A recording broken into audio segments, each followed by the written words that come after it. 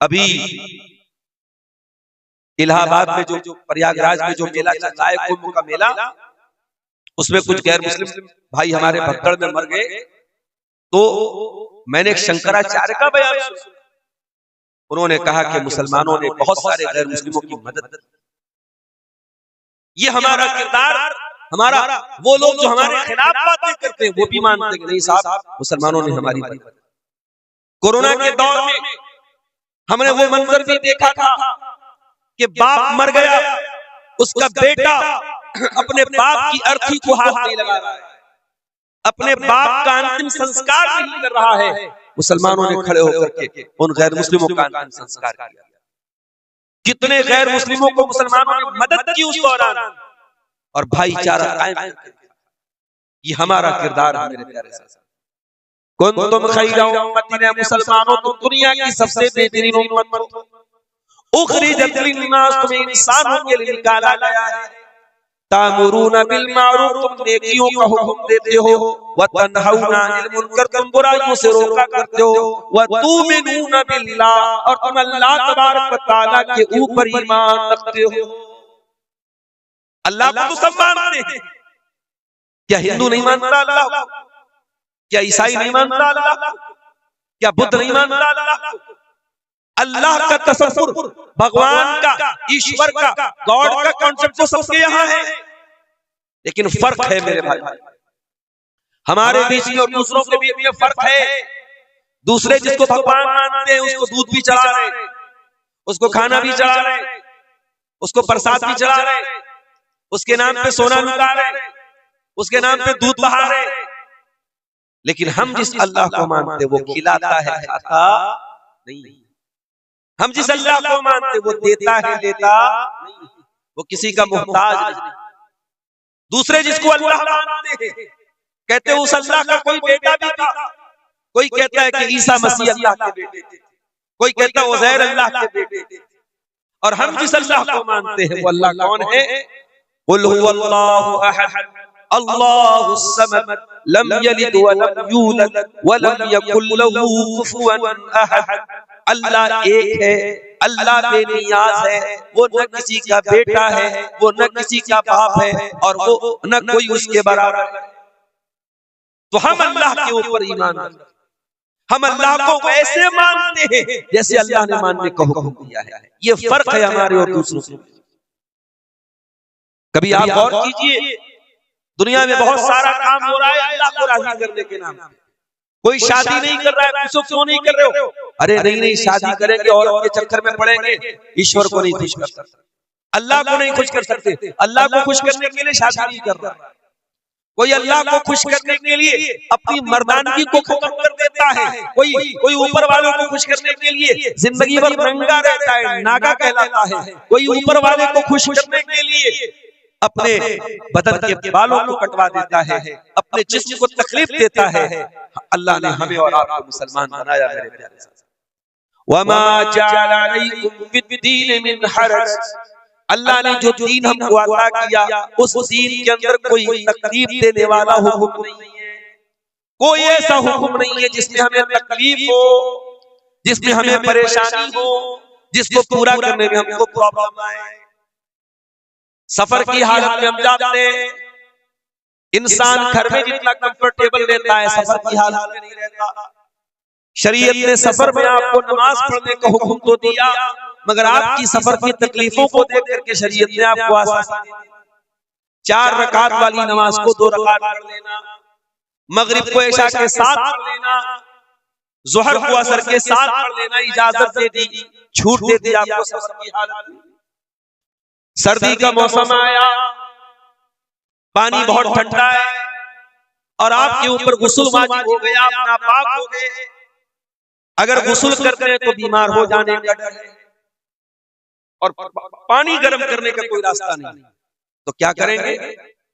फतयम्ममू सईदन तय्यबा, शरीयत ने तयम्मुम करने को। मोजा पहने हुए आप सर्दी से बचने के लिए, चाहे वो कॉटन का मोजा हो चाहे वो चमड़े का मोजा हो, सफर की हालत में आप 3 दिन तक अगर आपने वजू करके मोजा पहना है तो 3 दिन तक और 3 रात तक आप मोजा पहने रहिए, उतारने की जरूरत नहीं है। जब वजू टूट जाए वजू कीजिए, पैर को धोने की जरूरत नहीं है, मोजा पहने रहिए, पैर के ऊपर मसाज। ये हमारा दीन है।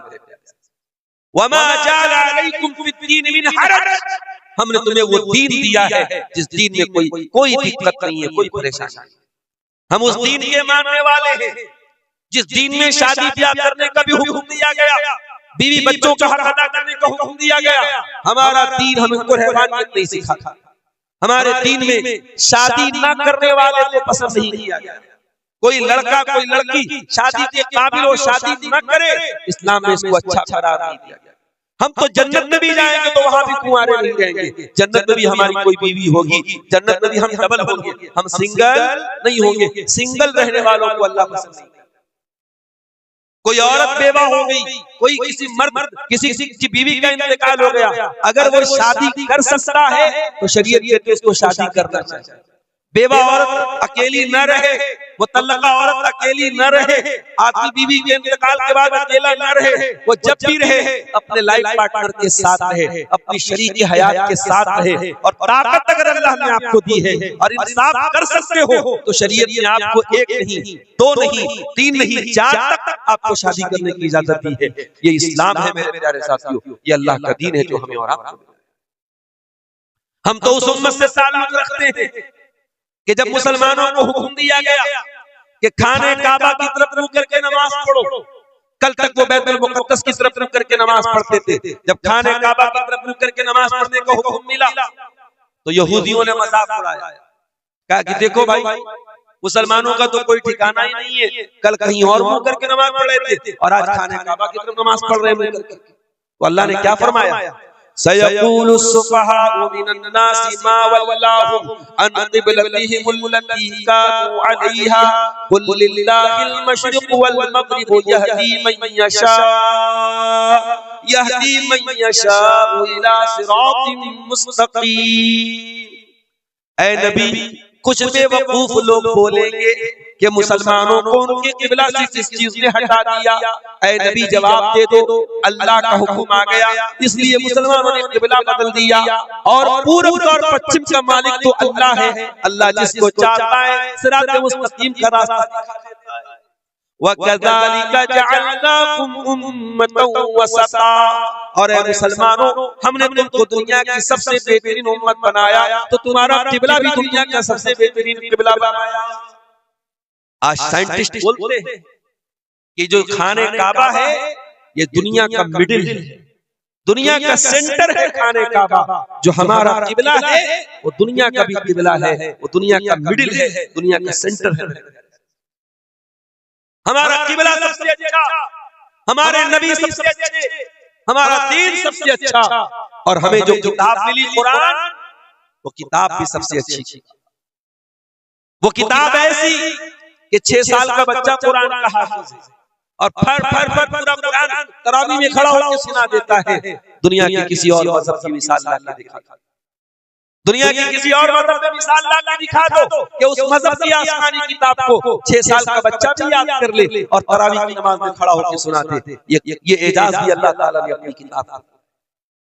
इन्ना नहनु नज़्ज़लना ज़िक्रा व इन्ना लहू लहाफ़िज़ून, इस कुरान को हमने उतारा है, इसकी हिफाजत हम करेंगे।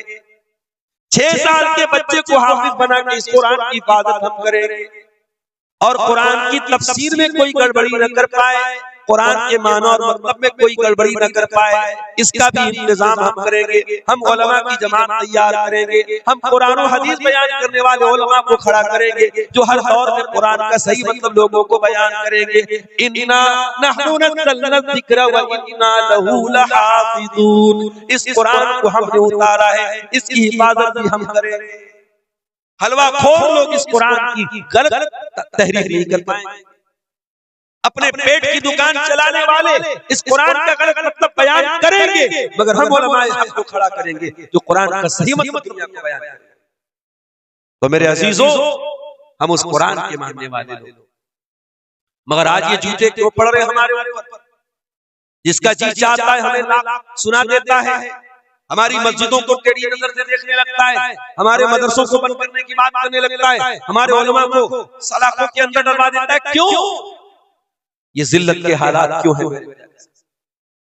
इसका जवाब अल्लाह ताला सूरह रात के अंदर देता है, इन्नल्लाह ला युगय्यिरु मा बिक़ौमिन हत्ता युगय्यिरु मा बिअनफुसिहिम। अल्लाह ताला किसी कौम के हालात को तब तक नहीं बदलता जब तक वो कौम अपने करतूतों को न बदल ले। जब तुम अपने करतूतों को बदलोगे हम तुम्हारे हालात को बदल देंगे। कल तक तुम इज्जतों को बचाने वाले बन करके आए थे, तुम दुनिया को हया का दर्स देने वाले बन के आए थे, आज तुम खुद पे हया बन गए।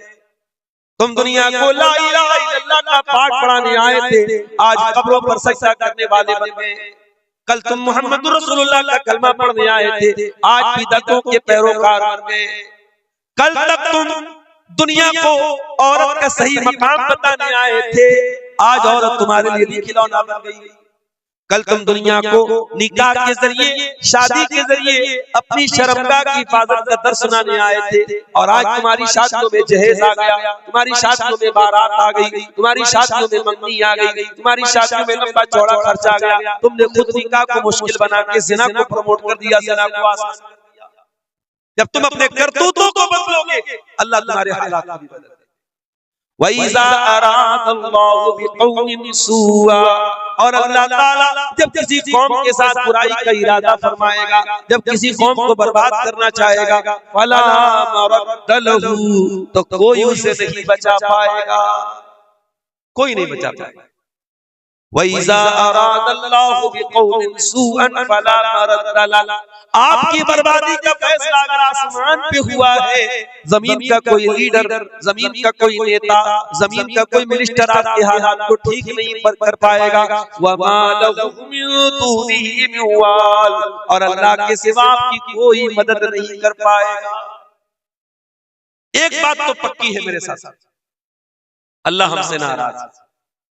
इतना तो मानते हो ना कि अल्लाह नाराज है, और अल्लाह हमसे ज्यादा नाराज है। अब आप पूछे मौलाना साहब अल्लाह हमसे ज्यादा क्यों नाराज है? अरे हम जितने भी बुरे, हम तो मुसलमान हैं।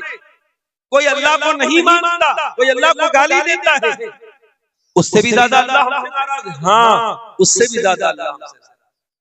आइए मैं आपको बताऊं, एक बाप के 5 बेटे हैं, 2 बेटे बड़े नाफरमान हैं, बाप की बात नहीं मानते, बाप की कदर नहीं करते, बाप हमेशा उनसे नाराज रहता है।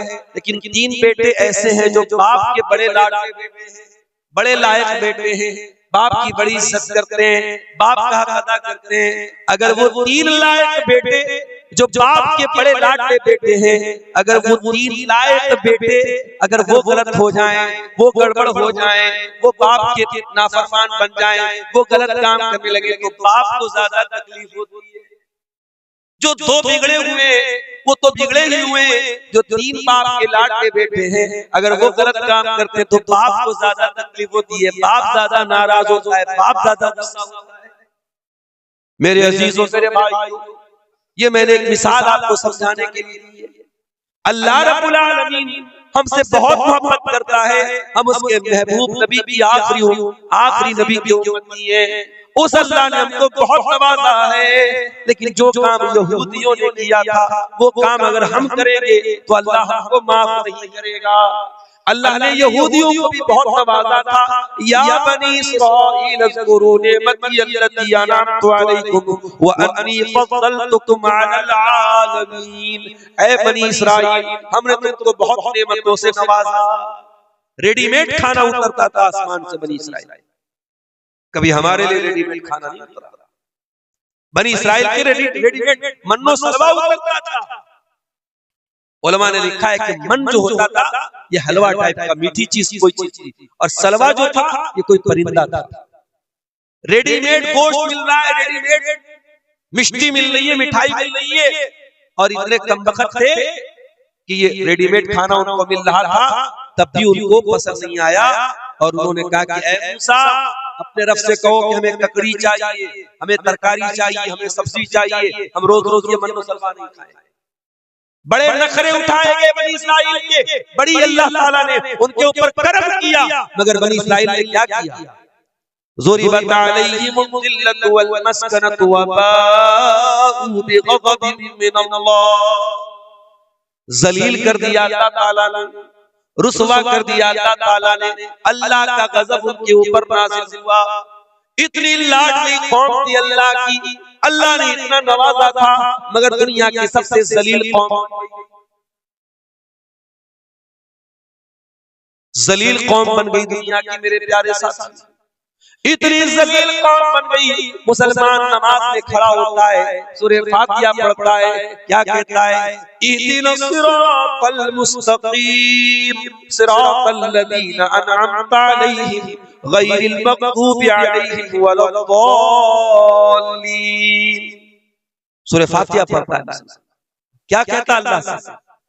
इहदिनस सिरातल मुस्तकीम, अल्लाह को सिरात मुस्तकीम पे चला, हिदायत के रास्ते पे चला, सही रास्ते पे चला, इस्लाम के रास्ते पे चला।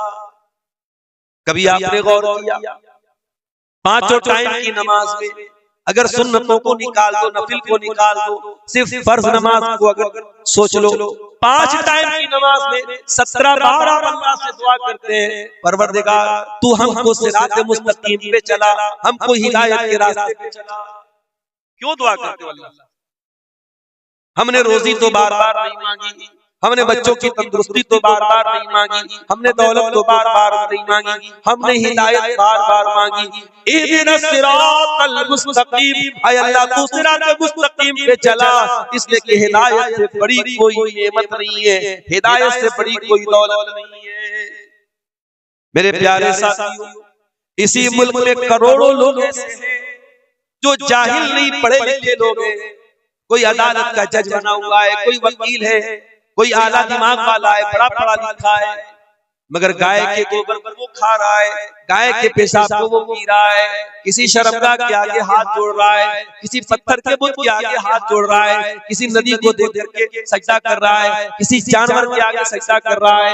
इतने बेहतरीन पढ़े लिखे लोग, इतने आला दिमाग वाले लोग भी अपने क्रिएटर की, अपने पैदा करने वाले की इबादत नहीं कर रहे, जानवर की इबादत कर रहे, शर्मगाह की इबादत कर रहे, नदी की इबादत कर रहे।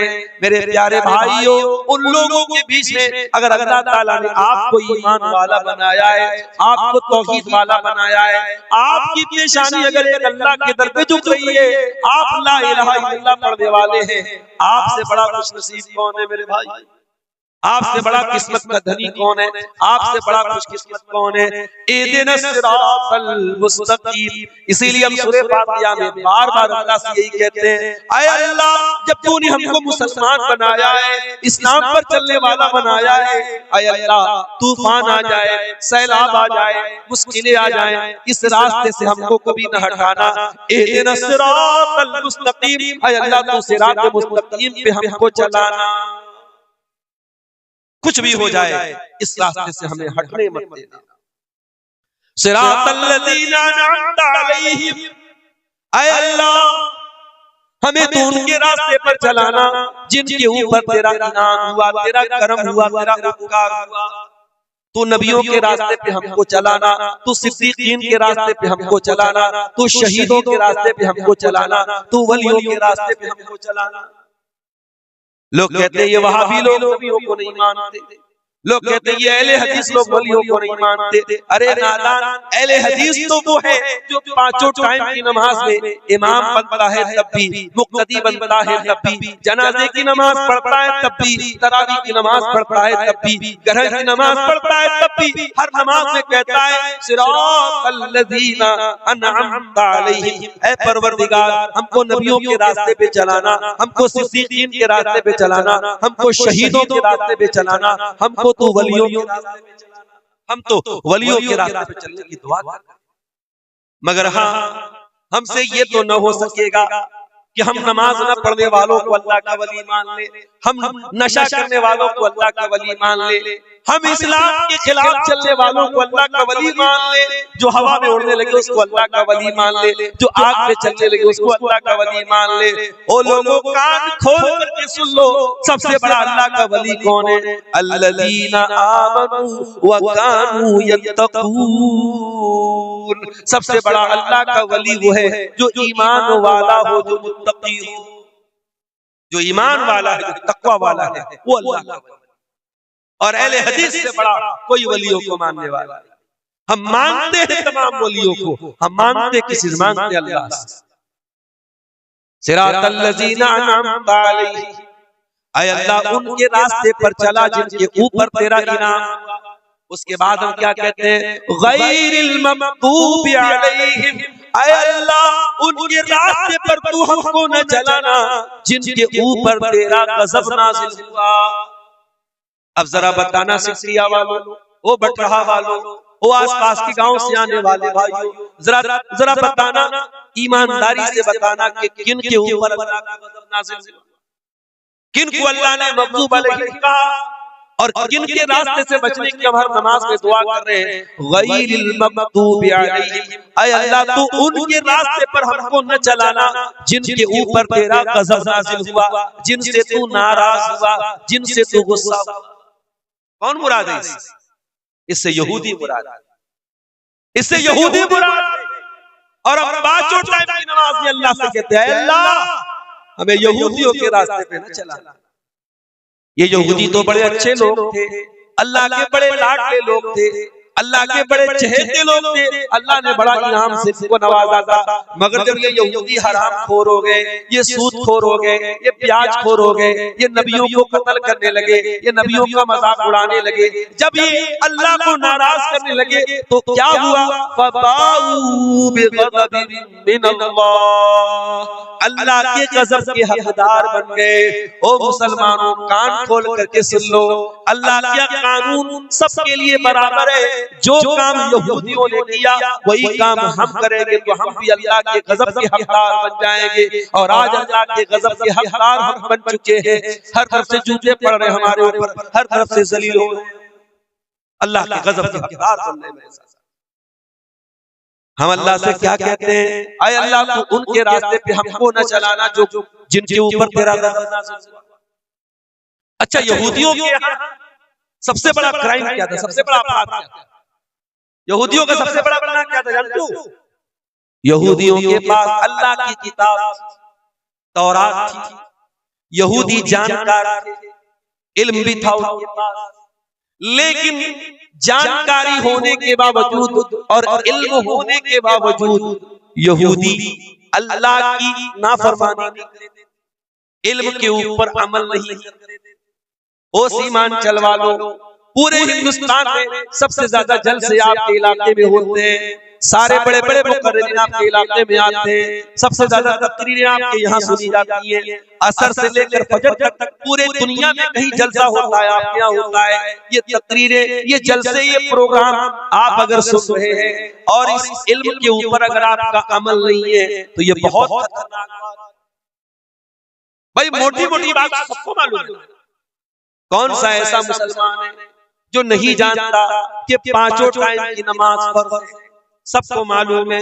इन्नस्सलाता कानत अलल मुमिनीना किताबन मौक़ूता, बेशक नमाज अपने टाइम के ऊपर फर्ज है, नमाज अपने टाइम के ऊपर फर्ज है। रात भर तकरीर सुनने वाला अस्सलातु खैरुम मिनन नौम की आवाज सुन के सोया पड़ा रहे, तो कान खोल करके सुन लो, ये यहूदियों का तरीका है कि इल्म तो है लेकिन अमल नहीं है। रात भर आपने पर्दे पर तकरीरें सुनी, हया पर तकरीरें सुनी, सुबह आपकी जवान बेटी बेपर्दा होकर घर से निकल रही है, आपकी खूबसूरत बीवी अपना चेहरा खोल करके गांव में घूम रही है। इसका मतलब कि इल्म तो है लेकिन अमल नहीं है। आपने उलमा की तकरीरों में सुना कि निकाह को आसान करो, निकाह को आसान करो, ज़िना को मुश्किल कर दो। आपने तकरीरों में सुना प्यारे नबी ने फरमाया खैरुन निकाही ऐसरुहु, सबसे ज्यादा बरकत वाला निकाह वो है जिसको आसान किया जाए। आसान निकाह सबसे अच्छा निकाह। मगर आपने रात में तकरीर की, सुबह आपके घर में शादी थी, बेटे की शादी है, भतीजे की शादी है, 100 लोगों से बारात भी लेके जा रहे हो, लड़की वालों से डिमांड भी कर रहे हो, जहेज की रकम भी मांगी जा रही है, कोई कार ले रहा है, कोई 2 व्हीलर ले रहा है, कोई कुछ ले रहा है, कोई कुछ ले रहा है, बाकायदा डिमांड करके जहेज भी लिया जा रहा है। इसका मतलब कि इल्म तो है लेकिन अमल नहीं है, और ये बहुत खतरनाक बात है।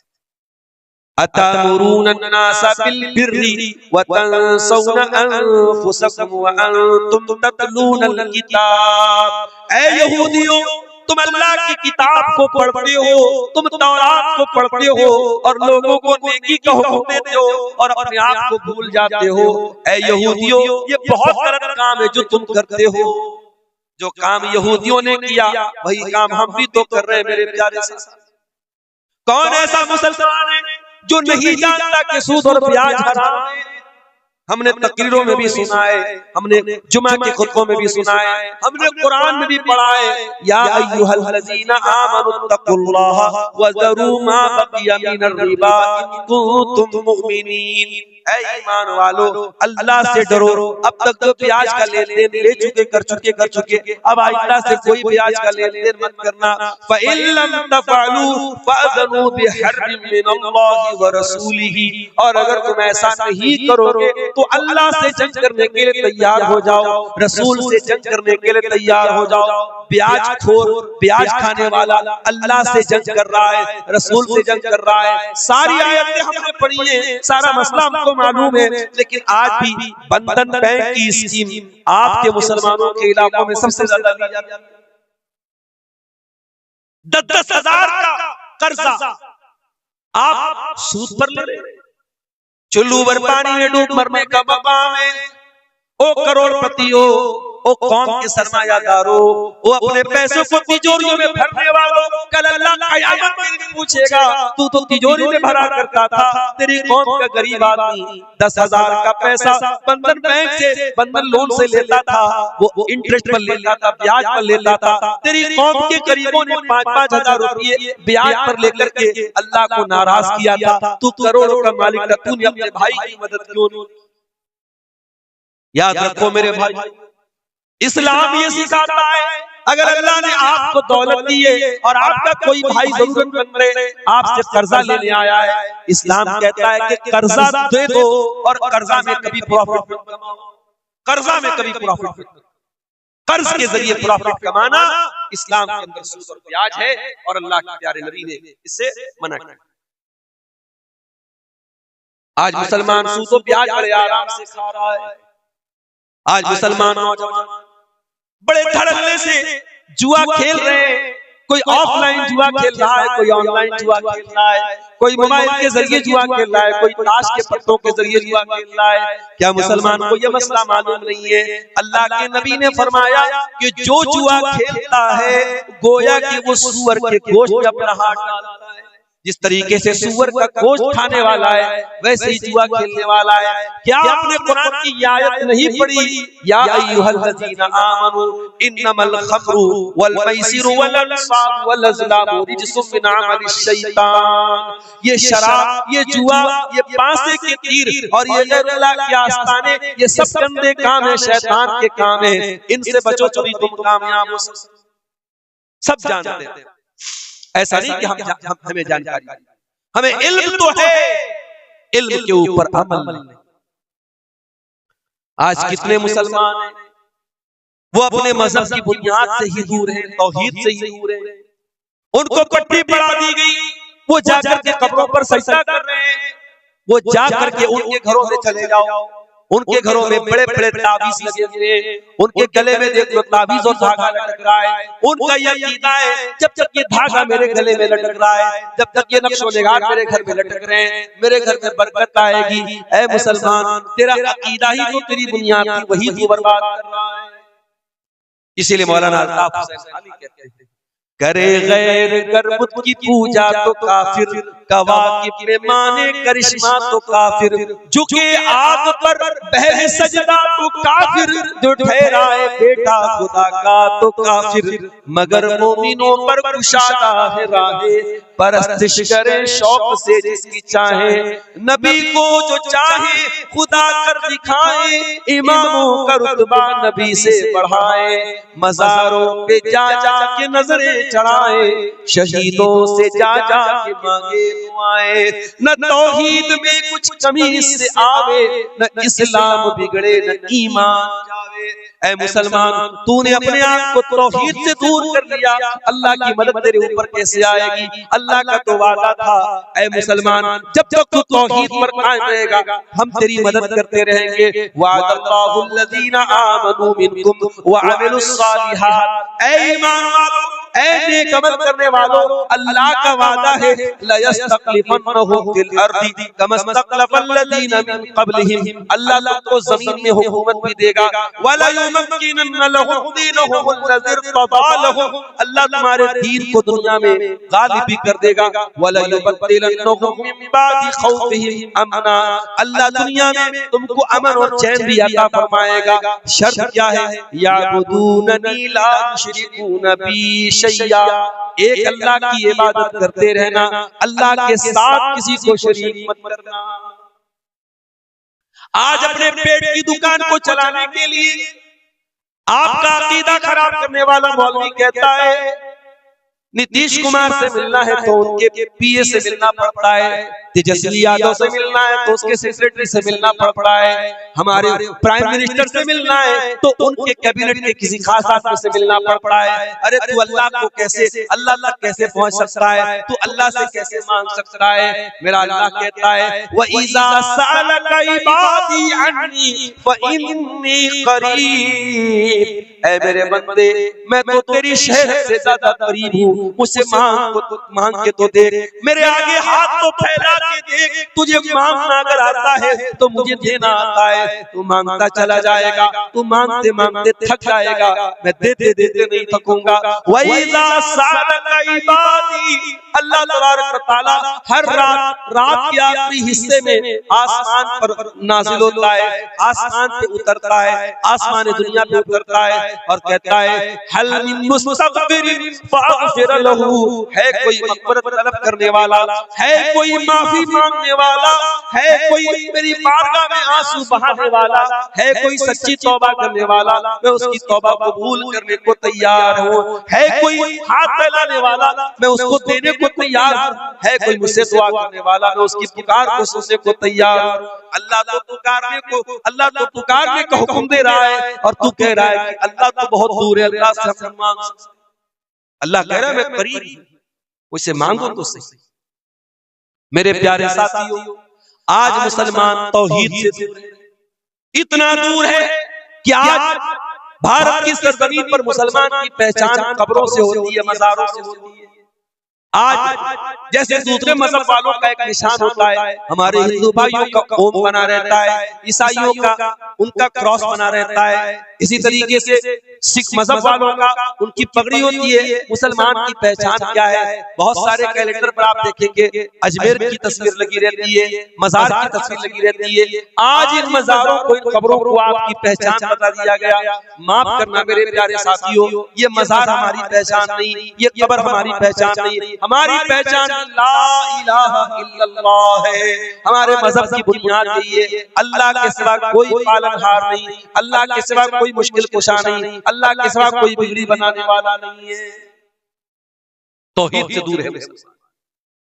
इसीलिए अल्लाह के नबी फरमाते हैं, तिरमिजी की सही रिवायत है, ला तक़ूमु साअतु हत्ता तल्हक़ क़बाइलु मिन उम्मती बिल मुशरिकीन, क़यामत उस वक्त तक नहीं आएगी जब तक मेरी उम्मत के कुछ लोग मुशरिकों के साथ मिल नहीं जाएंगे। व हत्ता याबुदुल औतान, और मेरी उम्मत के अंदर भी बुतों की पूजा होगी, बुतों की इबादत होगी। और आगे अल्लाह के नबी ने फरमाया कि क़यामत उस वक्त तक नहीं आएगी जब तक 30 से ज्यादा झूठे नबी मेरी उम्मत में पैदा होंगे, और हर झूठा नबी अभी आजकल एक वीडियो बड़ा वायरल हो रहा है, एक आधा पागल टाइप का इंसान है, अपने आप को नबी कहता है। हर दौर में ऐसे झूठे नबी पैदा होंगे। नबी ने फरमाया अना खातमुन नबिय्यीन ला नबिय्य बादी, मैं आखिरी नबी हूँ, मेरे बाद कोई नबी नहीं आएगा। मेरे बाद अगर कोई अपने आप को नबी कहता है तो समझता हूँ कि वो झूठा है, वो कज़्ज़ाब है, वो दज्जाल है। मैं आखिरी नबी हूँ, मेरे बाद कोई नबी नहीं आएगा। तो ये कयामत की निशानी अल्लाह के नबी ने बयान की कि कयामत के पहले उम्मत के अंदर, मुसलमानों के अंदर शिर्क किया जाएगा। मेरे प्यारे साथियों, आज अल्लाह हमसे बहुत नाराज है, बहुत गुस्सा है हमारे ऊपर, इसीलिए सारी बिजली हमारे ऊपर गिर रही है। आज हमारी आंखों के सामने मस्जिदों के सामने नाच गाना भी हो रहा है, मस्जिदों के सामने भड़काऊ नारे भी लग रहे हैं, मस्जिदों को तोड़ा भी जा रहा है, बुलडोजर भी मस्जिदों पे चलाया जा रहा है। आज अल्लाह वाकई में हमसे बहुत नाराज है, बहुत नाराज। और क्यों नाराज है? क्योंकि इल्म है, अमल नहीं है। जो मग़ज़ूब अलैहिम का तरीका था, जो यहूदियों का तरीका था, वो तरीका हम ले। उसके बाद हम कहते हैं वलद्दालीन, ऐ अल्लाह हमें उनके रास्ते पर भी तू न चलाना जो भटक गए, जो गुमराह हो गए। कौन गुमराह हो गया? ईसाई गुमराह हो गए, क्रिश्चियन गुमराह हो गए। ऐ अल्लाह क्या गलती कर दी उन्होंने? फरमाया कि ईसाइयों के यहाँ गलती ये है कि उनके यहाँ अमल तो था मगर इल्म के बगैर। अमल था, बहुत नमाज पढ़ते थे, लेकिन दलील के बगैर काम। ईसाइयों के यहाँ रहबानियत थी, उन्होंने औरत से अपने आप को दूर कर लिया, शादी नहीं करते थे, बीवी बच्चों से दूर रहते थे, और उन्होंने ये सोचा कि इससे अल्लाह राज़ी हो जाएगा। ईसाइयों के अमल था मगर इल्म नहीं। जैसे आज मुसलमान शबे बारात मना रहा है, आज मुसलमान शबे मेराज मना रहा है, आज मुसलमान ताज़िया निकाल रहा है, आज मुसलमान 12 रबीउल अव्वल का जुलूस निकाल रहा है। ये सारा का सारा काम मुसलमान दीन समझ के कर रहा है, सवाब समझ के कर रहा है, नेकी समझ के कर रहा है, जबकि ये सारे काम नबी ने इनका हुक्म नहीं दिया, सहाबा ने ये काम नहीं किया। ये सारा काम दीन के अंदर नया काम है। और मेरे प्यारे नबी अपने हर खुतबे में कहा करते थे वशर्रुल उमूरि मुहदसातुहा व कुल्लु मुहदसतिन बिदअ व कुल्लु बिदअतिन ज़लाला व कुल्लु ज़लालतिन फिन्नार। सबसे बुरा काम दीन के अंदर नया निकाला गया काम है, और हर नया काम बिदअत है, और हर बिदअत गुमराही, और हर गुमराही जहन्नम में लेकर के जाने वाली है। कल जुमा का दिन है, आप सूरह कहफ पढ़ेंगे इंशाअल्लाह। सूरह कहफ में ये आयत भी आप पढ़ेंगे, कुल हल नुनब्बिउकुम बिल अख्सरीना आमाला अल्लज़ीना ضل सअयुहुम फिल हयातिद दुनिया व हुम यहसबूना अन्नहुम युहसिनूना सुना। ऐ नबी आप ऐलान कर दीजिए, क्या मैं तुमको उनके बारे में न बता दूं जो अमल के एतबार से सबसे घाटे में होंगे? कौन लोग होंगे? जिनकी सारी नेकी बर्बाद हो जाएगी, सारी मेहनत बर्बाद हो जाएगी। वो तो ये समझ के जाएंगे हम बहुत नेक अमल कर रहे हैं। ये कौन लोग? ये बिदअती लोग। बिदअत करने वाले काम अल्लाह के कबूल नहीं होंगे। इसीलिए अल्लाह कुरान के 30वें पारे में कहता है हल अताका हदीसुल गाशिया वुजूहुन यौमइज़िन खाशिया आमिलतुन नासिबा। कयामत के दिन कुछ ऐसे भी लोग आएंगे जिनके चेहरे पर डर होगा, खौफ होगा, दहशत होगी, डरे हुए होंगे। आमिलतुन नासिबा, बहुत अमल करके आए होंगे लेकिन थके हारे होंगे, अमल करके थक गए होंगे। तस्ला नारन हामिया, भड़कती हुई जहन्नम की आग में डाले जाएंगे। अमल करके आएंगे मगर जहन्नम की आग में डाले जाएंगे। क्यों? क्योंकि अमल बगैर दलील के था, अमल के ऊपर मोहम्मद अकरम की मुहर नहीं थी। ये नोटबंदी का वाकया किस समय हुआ? 19 में हुआ था, 18 में, 17 में। मुझे याद है 2017 में जब नोटबंदी हुई थी, इत्तेफाक से जिस तारीख को नोटबंदी हुई थी मेरा प्रोग्राम किशनगंज में, और उसी दिन हमारे प्राइम मिनिस्टर साहब का ऐलान हुआ था कि आज से पुराने नोट बंद। अब पूरे मुल्क में डर का आलम लग गया। बेचारी औरतों ने कहां छुपा के पैसा निकालना पड़ा उनको, सब उनकी पोल खुल गई। और जिनके पास पैसा बचा रह गया वो बेकार हो गया, आज किसी काम का नहीं। सरकार का एक ऐलान हुआ, गवर्नमेंट का एक ऐलान हुआ, और कल तक जो नोट मार्केट में चल रहा था वो नोट एक पल में बेकार। और अब लोग कह रहे हैं कि अरे मोदी जी ने जो नया नोट बनवाया बड़ा हल्का नोट। इसका कलर भी उतर रहा है, ये है वो है, सब कुछ है, मगर भाई जिसको सरकार ने अप्रूव किया चलेगा तो पुराना वाला जितना भी खूबसूरत था वो चलने वाला। यही मसला दीन का है। आपको क्या अच्छा लगता है ये मैटर नहीं करता, आपकी नजर में कौन सा अमल कैसा है ये मैटर नहीं करता, अल्लाह की नजर में वो अमल अच्छा है कि नहीं ये मैटर करता है, रसूल की नजर में वो अमल अच्छा है कि नहीं ये मैटर करता है। इसीलिए अल्लाह कुरान में सूरह कहफ की आखिरी आयत में कहता है फमन काना यरजू लिका रब्बिही, जो अपने रब से मुलाकात करना चाहता है, जो जन्नत में जाना चाहता है, जो अपने रब से मिलना चाहता है, जो अल्लाह के कामयाब होना चाहता है, वो दो काम कर ले, फलयामल अमलन सालिहा, वो जो भी अमल करे नेक अमल करे, अमल सालिह करे, ऐसा अमल करे जिस अमल के ऊपर अल्लाह की मोहर हो, रसूल की मोहर हो, वला युशरिक बिइबादति रब्बिही अहदा, और अपने रब की इबादत में किसी को शरीक न करे। शिर्क मत करो और बिदअत मत करो, ये दो खतरनाक चीजें हैं। अल्लाह को राजी करना है तो शिर्क से भी बचना है और बिदअत। तो अल्लाह ने फरमाया गैरिल मग़दूबि अलैहिम वलद्दालीन, ऐ अल्लाह हमें उनके रास्ते पर भी तू न चला जिनके पास इल्म था लेकिन अमल नहीं था, वलद्दालीन, और उनके रास्ते पर भी तू न चला जिनके यहाँ अमल था मगर इल्म के बगैर था। इसीलिए मेरे भाई हम ये कहते हैं इल्म हासिल करो, इल्म हासिल करो, और इल्म कहाँ से हासिल करोगे, माफ करना, इल्म हासिल करना है तो इन्हीं उलमा से सीखना पड़ेगा, इल्म हासिल करना है तो इन्हीं मदरसों में आपको इल्म मिलेगा।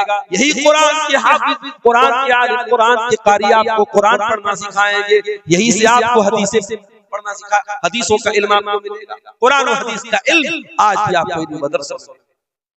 और याद रखो, कोई सूटेड बूटेड होकर के आ जाए, कोई फर्राटेदार इंग्लिश बोलने लगे और आप ला करके जल्दी से उसको माइक दे देगी, साहब ये तो बड़ा सूट पहन के आया है, बड़ी फर्राटेदार इंग्लिश बोल रहा है। नहीं, आपका स्टेज, आपका माइक, इसका भी एक वकार है। और मैं अक्सर सीमांचल के जलसों में बोलता हूँ, मुझे बहुत अफसोस होता है, अभी आपके इसी अररिया के इलाके का एक मौलवी वो बाकायदा तकरीर में कह रहा है कि मोहम्मद बिन सलमान साहब मेरा वीजा नहीं पास कर रहे हैं, मैंने उनके खिलाफ बोल दिया है, वो मेरा वीजा नहीं पास। अबे जाहिल, झूठे मक्कार, कितना बड़ा फ्रॉड, कितना बड़ा झूठा है।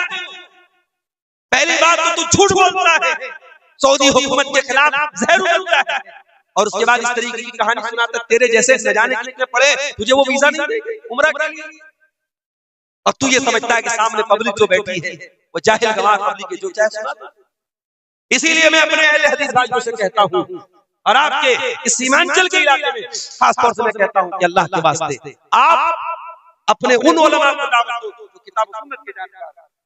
हर अरे गैर को स्टेज पर दावत दो, मेरे साथ खुराफात बकने वाले, झूठ बोलने वाले, मनगढ़ंत रिवायतें बयान करने वाले, किस्से कहानी बयान करने वाले आपके स्टेज पर नहीं आने चाहिए। इस स्टेज का एक वकार है, इस स्टेज की हुर्मत है, उसको पामाल मत होने देना। मेरे साथ इल्म सीखना है तो मुहद्दिसीन ने क्यों नहीं सबसे हदीस ली, उनका क्यों सही और ज़ईफ का फर्क, क्यों हदीसों में सही और ज़ईफ का फर्क किया जाता था। अगर आपके स्टेज पर हर आदमी आ सकता है, कोई भी बयान कर सकता है, कोई शायर आकर उल्टी सीधी शायरी पढ़ सकता है, तो माफ करना ये स्टेज अहले हदीस का स्टेज नहीं। अल्लाह के प्यारे नबी फरमाते हैं इन्नल्लाह ला यक़बिज़ुल इल्मा इंतिज़ाअन यंतज़िहु मिनल इबाद, क़यामत के पहले कैसा दौर आएगा, अल्लाह ताला दुनिया से इल्म को उठा लेगा। सवाल पैदा हुआ, इल्म कैसे उठेगा? क्या किताबें खत्म हो जाएंगी? क्या मदरसे बंद हो जाएंगे? क्या लाइब्रेरियां बंद हो जाएंगी? फरमाया नहीं, लाइब्रेरी भी मौजूद होगी, किताबें भी होंगी, लेकिन अल्लाह ताला उलमा को उठा लेगा। उलमा दुनिया से धीरे धीरे चले जाएंगे, हत्ता इज़ा लम युब्क़ि आलिमन, यहाँ तक कि जब उलमा चले जाएंगे, इत्तख़ज़त नासु रुऊसन जुहाला, लोग जाहिलों को मुफ्ती बना लेंगे, लोग जाहिलों को स्टेज, मैं आज के ज़माने में तर्जुमा कर रहा हूँ, लोग स्टेज दे देंगे जाहिलों को, जाहिल मसला बयान करेगा, जाहिल हलाल बयान करेगा, जाहिल हराम बयान करेगा। अरे जो खुद कुरान और हदीस का जानकार वो आपको हलाल वो मसला बता रहा है। ऐसा आदमी जब मसला बताएगा तो क्या करेगा? फज़ल्लू व दल्लू, खुद भी गुमराह होगा, दूसरों को भी गुमराह करेगा। इसलिए उलमा से इल्म हासिल करो और इल्म हासिल करो मेरे प्यारे। आज इतना बड़ा इलाका है, आज सर्वे करके जाके देख लेना।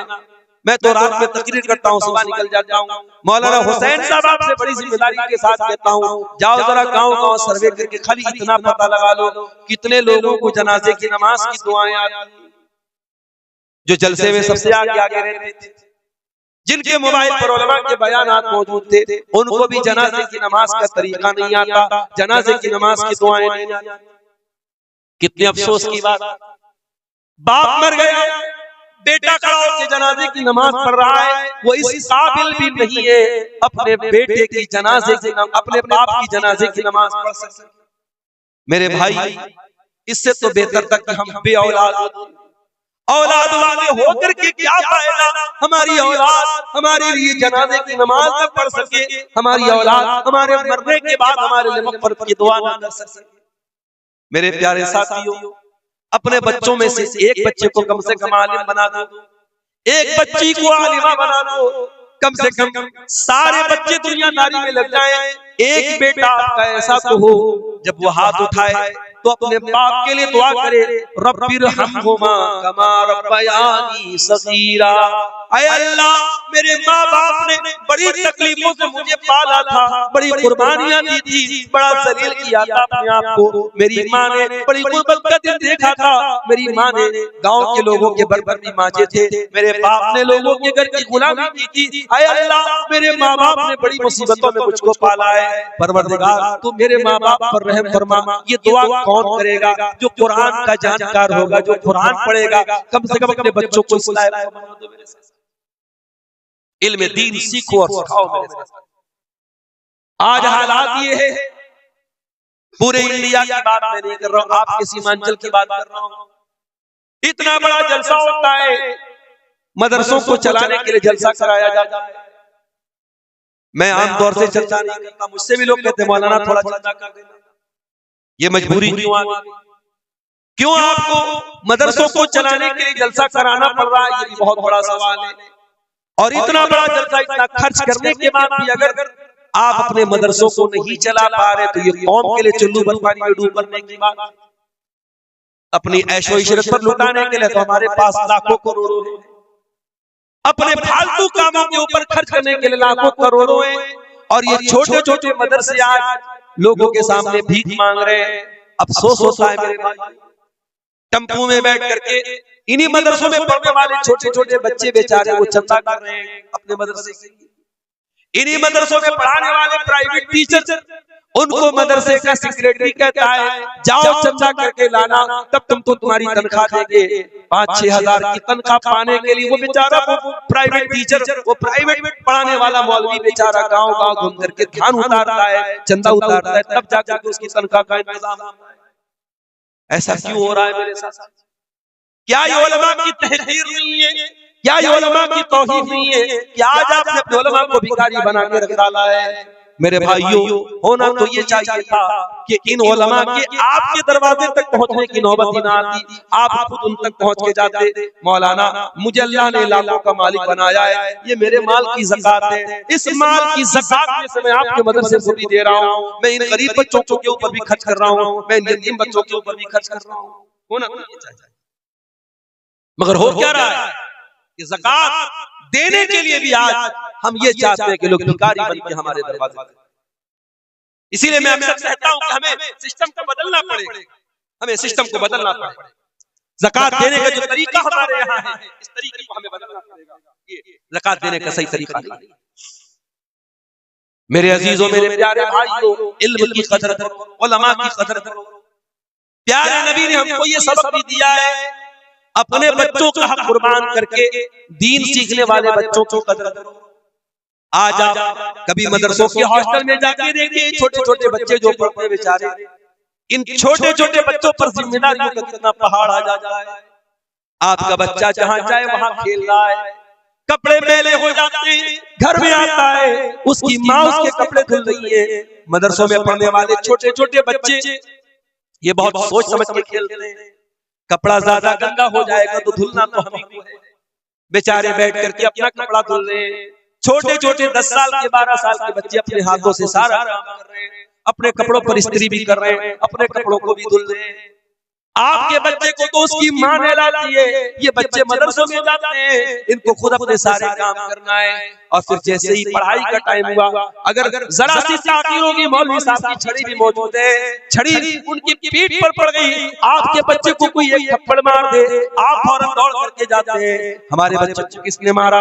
वो बच्चा जो हॉस्टल में गया है, माँ बाप की नजरों से दूर है, उसको डिसिप्लिन में रखने के लिए कभी उस्ताद ने मार भी दिया, कभी उसकी पीठ पे 2-4 छड़ी पड़ गई, वो बेचारा रो तो देता है, उसकी आंखों से आंसू तो आ जाते हैं, मगर न माँ उसके पास है न बाप उसके पास है, वो शिकायत कर सके, वो अपने दिल के दर्द का इजहार कर सके। इतनी कुर्बानियों के बाद, और आपके गांव में तो जागीरों का भी निजाम है, घर घर जाकर ये बच्चे टिफिन लेकर के जाते हैं, भिखारी बन के उनको खाना मिलता है, फिर वो खाना खा के बेचारे बच्चे पढ़ते हैं। कितने मदरसे ऐसे जहां बकबक नहीं है और जागीर का निजाम है, और बच्चे उसी सिस्टम से खाना खाते और फिर पढ़ लिख करके वो आलिम बनते। इतनी कुर्बानियों के बाद से कोई इंसान आलिम बनता है। मेरे भाइयों, उस आलिम की कदर किया करो। मैं ये नहीं कहता उसको फरिश्ता मान लो, हाँ वो भी इंसान है, वो भी इंसान है, तुमसे गलती होती तो उससे भी हो सकती है, तुम्हारे कदम बहकते तो उससे भी बहक सकते हैं। अगर उससे गलती भी हो जाए, उससे अगर गलत काम भी हो जाए, मैं ये नहीं कहता कि आलिम की गलती को नजरअंदाज कर दिया जाए, मगर हाँ कम से कम एक आलिम का जो मकाम है उसका लिहाज रखा जाए। कोई ऐसा काम न किया जाए कि दुनिया उलमा से बदतर हो जाए, दुनिया उलमा से बदगुमान हो जाए। अपने उलमा को उनका मकाम दो, उनका हक दो मेरे प्यारे साथी। इसीलिए अल्लाह के प्यारे नबी फरमाते हैं, मन सलक तरीक़न यतलुबु फीहि इल्मन सहलल्लाहु लहु तरीक़न इलल जन्ना।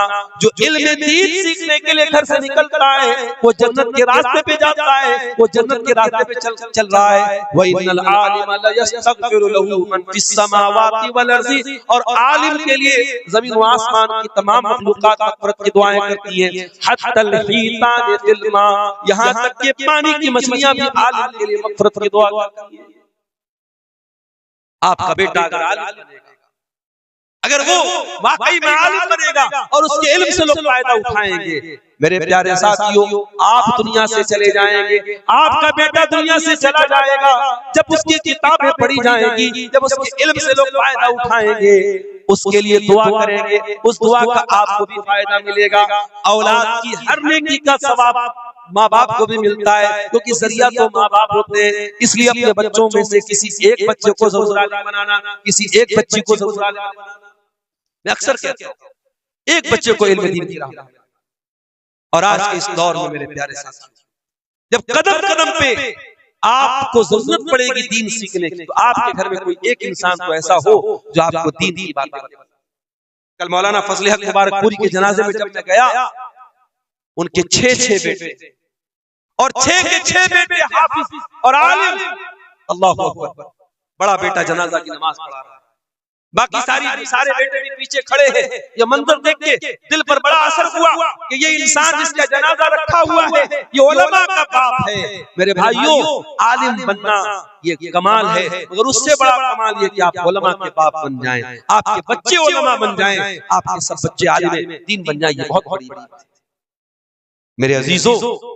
इस दौर में जब हम ये देख रहे हैं कि अल्लाह तबारक व तआला हमसे नाराज है, हमें इन बातों का ख्याल करने की जरूरत है। और एक आखिरी बात बयान करके बात खत्म करूंगा कि आज हमारी तबाही और बर्बादी की एक बहुत बड़ी वजह जो मुझे समझ में आती है कि हम पूरी तरीके से दुनिया परस्त बन चुके, दुनियादार बन चुके हैं, दुनिया के नशे में डूबे हुए। मेरे प्यारे साथियों, हमारा दीन हमसे ये नहीं कहता कि तुम दुनिया हासिल न करो, दुनिया तलब न करो। हमारे नबी ने और हमारे अल्लाह ने हमको जो दुआएं सिखाई है उनको दुनिया मांगने का भी हुक्म दिया गया है।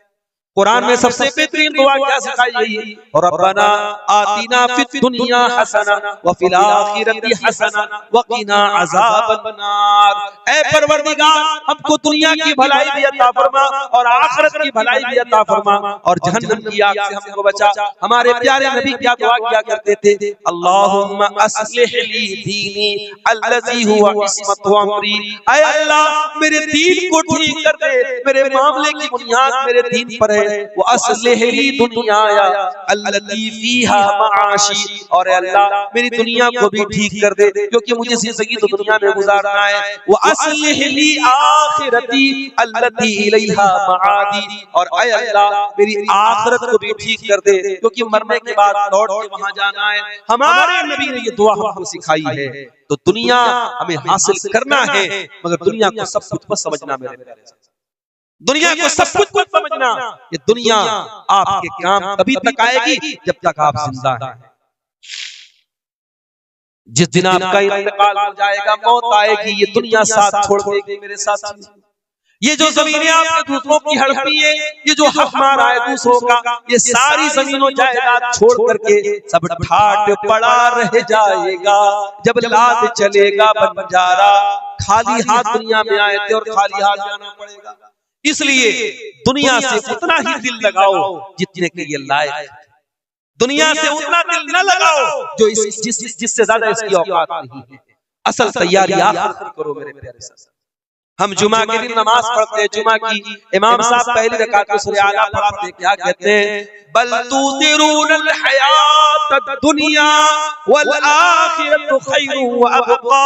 अल्लाह कहता है मेरे बंदो, तुम दुनिया को तरजीह देते हो, दुनिया को सब कुछ समझते हो, दुनिया के लिए इतनी मेहनत करते हो और आखिरत के लिए कुछ नहीं करते। वल आखिरतु खैरु व अबका, आखिरत तो ज्यादा बेहतर है, ज्यादा बाकी रहने वाली है। दुनिया में गर्मी लगे तो एसी चलाते हो, दुनिया में अंधेरा हो जाए तो लाइट जलाते हो, दुनिया में गर्मी लगे तो पंखा चलाते हो, दुनिया में प्यास लगे तो घर में फ्रिज ला के रखते हो, दुनिया के ऐशो आराम की इतनी फिक्र करते हो। अरे जन्नत में कैसे जाना है, जहन्नम से कैसे बचना है, कब्र के अजाब से कैसे बचना है, मैदान महशर की गर्मी से कैसे बचना है, जरा उसका भी इंतजाम कर लो मेरे प्यारे साथियों। इसीलिए अल्लाह के नबी फरमाते हैं, अक्तिरू ज़िक्र हादिमिल लज़्ज़ात, लज़्ज़तों को तोड़ देने वाली चीज मौत को ज्यादा से ज्यादा याद किया करो। आपसे पूछा गया, ऐ अल्लाह के नबी सबसे अक्लमंद कौन है? आपने फरमाया अक्तरुहुम ज़िक्रन लिल मौत, जो मौत को सबसे ज्यादा याद करता है, वह इस्तिअदादन लिमा बादहू, और मौत के बाद की तैयारी करता है। मौत को याद किया करो और मौत के बाद की तैयारी किया करो। आगे रमजान का महीना भी हमारे सामने, और हमारी एक आदत होती है, हमारे घर में जब कोई अच्छा मेहमान आता है तो उस मेहमान की हम उसके इस्तेकबाल की तैयारी करें। हमारे घर में कहीं गंदगी पड़ी है तो हम दूर करते नहीं, मेहमान आ रहा है क्या जवाब देंगे?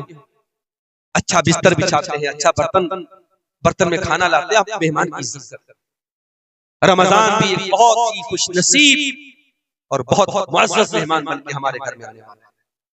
रमजान का महीना हमें अल्लाह ताला की मग़फ़िरत का परवाना लेके आता है। इसलिए अपने आप को प्रिपेयर करो, तैयार करो रमजान के लिए।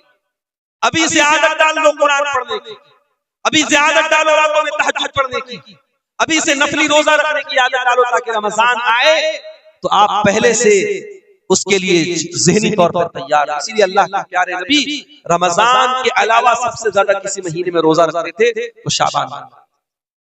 और ये भी याद रखो मेरे प्यारे साथ, रमजान अगर आ गया और आपने रमजान का हक अदा नहीं किया तो ये और बड़ी बदनसीबी की बात। अल्लाह के नबी फरमाते हैं कि रमजान जैसे ही आता है आसमान के दरवाजे खोल दिए जाते हैं, रहमत के दरवाजे खोल दिए जाते हैं, जहन्नम के दरवाजे बंद कर दिए जाते हैं, शैतानों को जकड़ दिया जाता है। और रमजान में एक रात ऐसी है, मन हुरिमहा फक़द हुरिमल खैर, अल्लाह के नबी ने फरमाया कि जो उस रात में इबादत नहीं कर पाया फिर वो किसी भलाई का हकदार नहीं होगा। इसका मतलब ये हुआ कि रमजान बड़ी बरकतों को लेके आता है और हमें और आपको इस महीने का इस्तेमाल, इसको जो है इसकी बरकतों को कैसे हासिल करें इस पर हमें गौर करना चाहिए। आज बड़े बड़े शहरों में जो दुकानें होती हैं, दुकानों पे सेल लगती है। सर्दी के जो कपड़े होते हैं, जब सर्दी जाने लगती है तो एक सेल लगती है और बड़े सस्ते दामों में कपड़े मिलते हैं। तो सेल जब लगती है तो दुकानों में बड़ी भीड़ लग जाती है। रमजान का महीना भी नेकियों की सेल बन करके आता है। इसलिए मेरे प्यारे साथियों, रमजान का इस्तेमाल करें और कोशिश करें कि रमजान का हम हक अदा करें और रमजान में कसरत से अल्लाह की इबादत करें। और फिर हम ये दुआ भी करें कि अल्लाह उन इबादतों को हमारे कबूल फरमाए। एक सवाल ये आया है कि माँ बाप में अगर झगड़ा हो जाए तो उन दोनों में सुलह औलाद कैसे करें? कि वो एक दूसरे पर जुल्म करें तो इंसाफ कैसे? देखिए, ये कभी कभी वाकई में बड़ी औलाद के लिए सूरत हाल बड़ी तकलीफ होती है, क्योंकि माँ बाप का बहरहाल एहतराम भी है, और जब उनके दरमियान झगड़े होते हैं तो कभी कभी औलाद पिसती है। इसीलिए कुरान की और शरीयत की तालीम ये है कि मियाँ बीवी के दरमियान अगर कभी कोई ना इत्तेफाकी हो भी जाए तो औलाद के सामने जाहिर नहीं करना चाहिए। और कहीं कहीं बात घरों में बाकायदा लड़ाइयाँ होती है, गाली गलौज तक माँ बाप एक दूसरे को करते हैं और बच्चों पर इसका बड़ा बुरा असर। तो बहरहाल अगर औलाद बड़ी है, औलाद बालिग है, समझदार है, तो उसको अपने बाप को या माँ को जिसकी गलती भी समझ में आए उसको समझाना चाहिए, उसकी इस्लाह की कोशिश करनी चाहिए, और उनकी इस्लाह के साथ साथ इस बात का भी ख्याल रखा जाए कि कोई नामुनासिब बात ना कही जाए। बाज़ औक़ात ऐसा होता है कि अगर बाप की तरफ से माँ के ऊपर ज़्यादती हो रही है तो बेटा या बेटी जो होते हैं बाप को बहुत खुश सुना के रख देते हैं और बाप के साथ बहुत ज्यादा बदतमीजी करने लगते हैं। ठीक है, अगर वो अपनी बीवी के साथ गलत कर रहा है तो वो गलत कर रहा है, लेकिन आप बेटे हैं, आप बेटी हैं, आपको अपने बाप का जो हक है वो उसका ख्याल करना है, बदतमीजी करने का आपको कोई हक हासिल नहीं है। आखिर में मेरे साथियों, ये एक सवाल ये आया कि खतना की दावत देना कैसा है? मुसलमानी होती है बच्चों की, उसकी दावत देना कैसा है? देखिए, खतना की दावत के सिलसिले में उलमा का इख्तिलाफ है।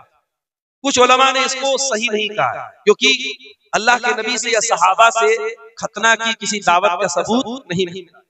और कुछ उलमा ने कहा कि चूंकि ये भी एक खुशी का मौका है, खतना कराना भी एक शिआर है मुसलमानों का, और अल्लाह के नबी ने फितरत के कामों में से खतना को भी करार दिया है, तो खुशी का मौका है, और किसी खुशी के मौके पर अगर कोई दावत देता है तो उसको कबूल किया जा सकता है। तो बहरहाल इसमें इन दोनों जो उलमा की जो राय है, उलमा की दोनों राय में जो बेहतर जो राय है वो ये है कि खतना की दावत से परहेज किया जाए। बाकायदा जो हमारे यहाँ बाज़ औक़ात अकीका की दावत होती बड़ी नहीं, जितनी बड़ी खतना की दावत होती, तो जो एक सुन्नत दावत है उसको हम छोड़ दें और खतना पर बिला वजह लंबी चौड़ी दावत करें, ये भी मुनासिब नहीं है। और अगर कोई खतना के मौके पर दावत दे देता है तो उसके यहाँ खाया जा सकता है, उसको गलत या हराम नहीं कह सकते। बहरहाल एक खुशी का मौका उसके लिए है, लेकिन चूंकि इस मौके पर सहाबा से या अल्लाह के नबी से दावत का सबूत नहीं मिलता है तो इससे परहेज करें। लड़की की शादी में दावत खिलाना कैसा है? देखिए, इसका भी मसला वही है। अल्लाह के नबी के दौर में लड़कियों की शादी होती थी और हमें सबूत और दलील ऐसी नहीं मिलती कि लड़की वाले भी बाकायदा दावत खिलाते थे। हजरत उम्मे हबीबा, अल्लाह के नबी की बीवी उम्मे हबीबा, जब उनका निकाह अल्लाह के नबी के साथ हुआ तो उनके वली की हैसियत से नजाशी जो थे हबशा के बादशाह, उन्होंने बाकायदा सहाबा को दावत दी थी। तो बाद उलमा ने उससे ये दलील पकड़ी है कि लड़की की शादी में भी दावत दी जा सकती है, मगर कोई ऐसा आम रिवाज सहाबा के दौर में नहीं थी। इससे इतनी दलील तो मिलती है कि हाँ, कोई दावत देना चाहे तो दे सकता है, मगर सहाबा के दौर में कोई आम रिवाज अगर होता तो और हदीसों में भी इसका जिक्र होता। और आज के दौर में हम खास तौर से ये देखते हैं कि लड़की की शादी में जो दावत होती है, मैं बहुत सारे लोगों को ऐसे जानता हूँ जो बाकायदा ज़कात की रकम उतारते हैं, लोगों से मदद मांगते हैं और फिर वो 400-400 लोगों को खाना खिलाते हैं और 2-3 तरीके का आइटम खिलाते हैं। तो ये तो बहुत नामुनासिब बात है कि आप ज़कात उतार करके अपनी लड़की की शादी में आप जो है दावत लोगों को खिलाएं। तो असल तो यही है कि शरीयत में लड़के के ऊपर वलीमा की दावत, लड़की के घर वालों के ऊपर किसी दावत की जिम्मेदारी शरीयत ने नहीं डाली। अलबत्ता अगर कोई लड़की का बाप साहिब हैसियत है, अगर वो अपने कुछ मेहमानों को 100-200 मेहमानों को, तो जो भी उसके मेहमान है, अगर वो खाना खिला रहा है, दावत दे रहा है, तो हम उसको नाजायज तो नहीं कह सकते, गलत तो नहीं कह सकते, लेकिन अगर इसको एक रिवाज बना दिया जाए और जरूरी बना दिया जाए और उसकी वजह से गरीब और मिडिल क्लास के लोगों को हर हाल में दावत देनी पड़े, तो इस दावत को भी हमें रोकना चाहिए। फिर इस दावत भी बनारस में बाकायदा वहाँ जो अंसारी बरादरी के लोग हैं, तो उसमें एक तंजीम चलती है वहां पे, उन्होंने बाकायदा एक कानून पास किया है कि अब जो दावतें होंगी तो बारात नहीं जाएगी लड़की वालों के यहाँ, और वलीमा में एक तरह का खाना होगा और इतने बर्तन दिए जाएंगे, इतने कपड़े दिए जाएंगे, एक लिमिट उन्होंने बनाई है, तो बहुत अच्छी बात है। क्योंकि आज शादी ब्याह की रस्म और रिवाज को पूरा करने के लिए लोग कर्जे ले रहे हैं, बैंक से लोन ले रहे हैं, एक दूसरे से मदद मांग करके शादी कर रहे हैं, जो कि बिल्कुल भी मुनासिब बात नहीं है। तो खुलासा ये निकला कि लड़की की शादी के मौके पर दावत दी जा सकती है, मगर बेहतर नहीं है, इसकी हमें हौसला अफजाई नहीं करनी चाहिए, जहां तक हो सके इसको रोकने की कोशिश करनी चाहिए। क्यों? क्योंकि एक रिवाज बन रहा है और इसकी वजह से गरीब लड़कियों की शादी मुश्किल हो रही है। वल्लाहु आलम बिस्सवाब। तो मेरे अजीजों, आखिर में मौलाना हुसैन साहब ने ये मुतालबा भी किया है कि हमारे मदरसे के हक में थोड़ा सा आप ताउन की अपील करें। आइए, ये रात का आखिरी वक्त है, आते आते जाते जाते आप जो हो सके मदरसाओं में सरमाई बनात के लिए ताउन करते हुए जाएं। अल्लाह से दुआ करते हैं रब्बुल आलमीन आपके ताउन को, आपके चंदे को,